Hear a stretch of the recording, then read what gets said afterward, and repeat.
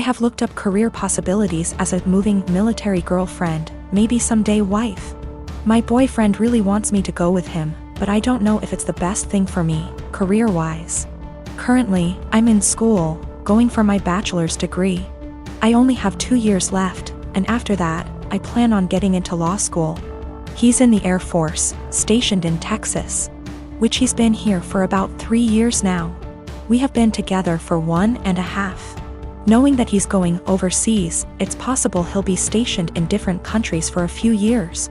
What's holding me back is my career. Law school isn't meant to be jumping around from country to country without knowing where you'll land permanently due to the bar exam. Also, we aren't married and I don't know if I should risk my career, which I've been very committed to being a lawyer. For a future that's a bit warped. I did see that I can become a programmer and it'll be versatile, but that's not what I truly want to do. Sure, Hawaii seems amazing, but more of a 3-year-long vacation with a questionable future.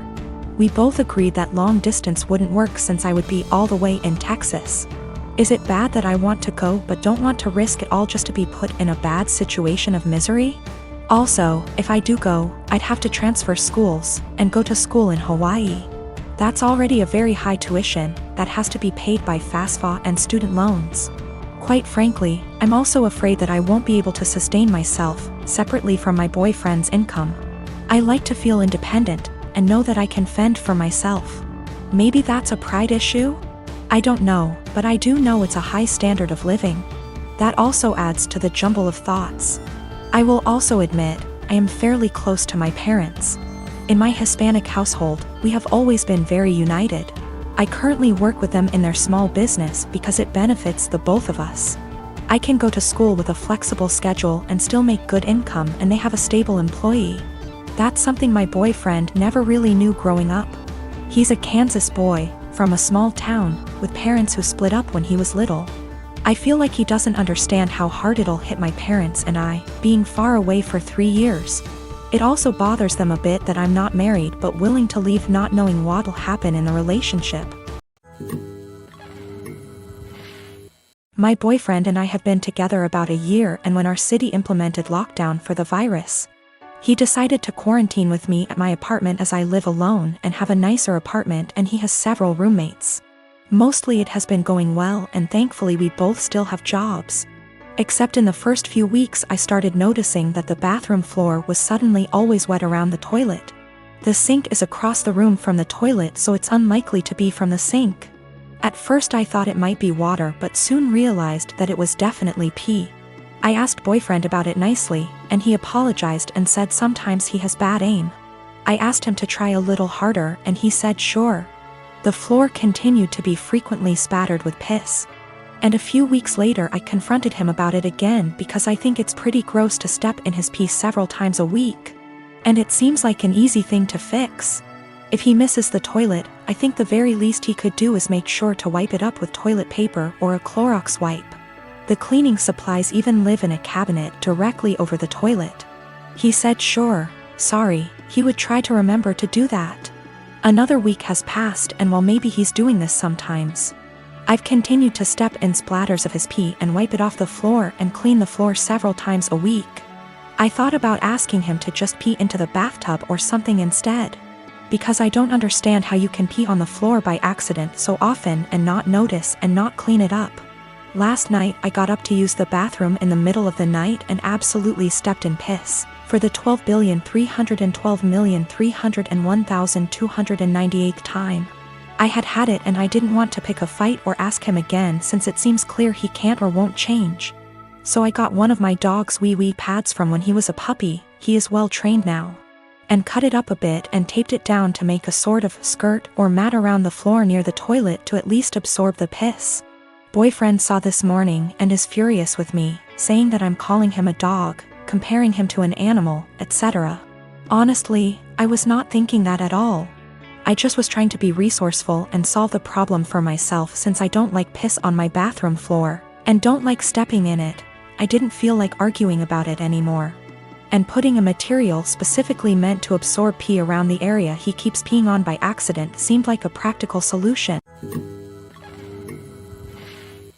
I am 19 years old and my parents are in their 50s. For as long as I can remember, I have been allergic to several things: dairy, wheat / flour / gluten, legumes. Since I was a young child, my parents have completely kept all of them out of our house. While other kids ate breakfast cereals, I ate fish and assorted pickled vegetables for breakfast. While other kids had Lunchables, I had grilled chicken or fish with, again, assorted vegetables, usually sweet potatoes. While other kids ate birthday cake at the birthday party, I had an apple. I never questioned this until a couple of months ago. I was at my aunt's house for my birthday party, and she made brownies for everyone. For me, she took great steps to make them with almond flour and avoided all of my allergies. I started eating them and thought little of it until my aunt suddenly looked at me and, in a panicked way, asked which plate I took the brownies from. I pointed from the one where I got my brownies, and she immediately stood up and told me we had to get my EpiPen. She raced to ask my mother for it, and I sat there scared out of my mind because I had never mistakenly eaten flour before. I noticed my mother had calmed her down, and then she said that we don't have to worry because she had switched the plates of brownies.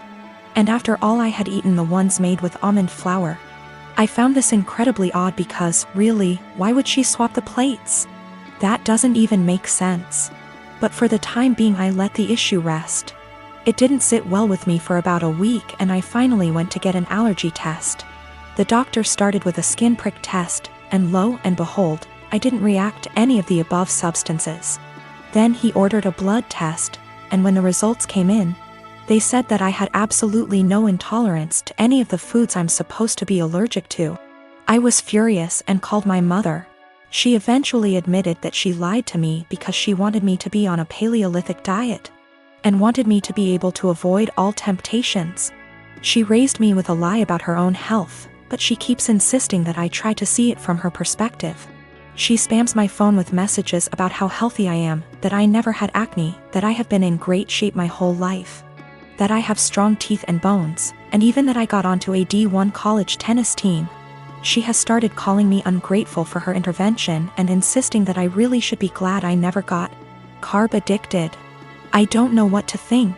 I carried around an EpiPen for all those years, one that I suspect may be fake, seeing as my mother never got me to replace it. And I don't even know anymore. I want to point out me and my brother have two different fathers. I lost my father last year to cancer. He left me 90% of his stuff, including his family home that was left to him by his dad. It's been in their family for over 100 years. My brother and my dad didn't have a relationship, but he did leave him $10K. My mom was pissed at the will reading, but since she got $10K, she couldn't do anything about it. For the past year, me and her live okay together. She went on acting like it was her house like before, which I had no problem with, till in May my brother and his girlfriend moved in without even asking me. They're messy, entitled, and rude. I told them in July I want them out by September because they don't pay for anything nor wash a dish. In August they announced they were pregnant, and my sil smugly said, "Guess we won't be moving out now."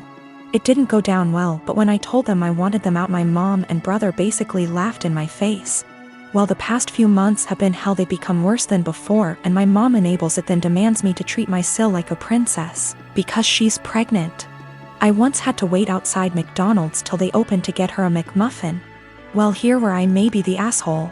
Because my sil is pregnant, she eats everything she sees, like the cupcakes my friend made me for my birthday. She ate all 6, didn't even get to try them. I can't even make my lunch the night before because when I go to get it, it will be gone. She'll have a smug look on her face while rubbing her belly, then laugh and say, "I couldn't help myself, blame the baby." If I put stuff in my room, my mom will open the door with the spare key. Sil can go through my mini fridge. Well, a week ago I was running late to collage. I didn't have time for my breakfast or to make lunch, and I had to go to work straight after, so all I had that day was a bar of chocolate. When I got home I was starving. I made myself dinner. While it was cooling down I went to use the bathroom. I must have been in there 10 minutes at most. By the time I came out she had 70% of my dinner ate, and I literally lost my shit. Of course she started crying. My mom and brother started screaming at me for making her cry, making excuses, like how she couldn't help it and it was my fault for leaving food around her. Well, I had enough. I told them get out, just like before I got mocked. But here's the thing, back in October my uncle offered me a life-changing amount of money For the house, I called him up crying a few days ago explaining the situation. He said he'd buy the house, but he will evict my mom and brother. The OFC didn't take it too well, and I have had to stay with a friend. I've been receiving texts, and I'm being tagged in multiple posts on social media. I'm starting to think I'm the bad person now. So for making my mom and brother homeless? If I sell the house to my uncle, I will lose 100K, but he's always been good to me. And it's one of those situations where I'd sleep better knowing it's gone to someone in my dad's family. My mom told me because of my age I wouldn't be taken seriously if I tried to evict them. If I evict them and continue to live in the house along with the high financial costs, I don't think they'd ever let me live in peace. My mom has health issues and my sil will have to move in with her parents. They won't allow my brother, so I'd be splitting up a young family. In my mom's words,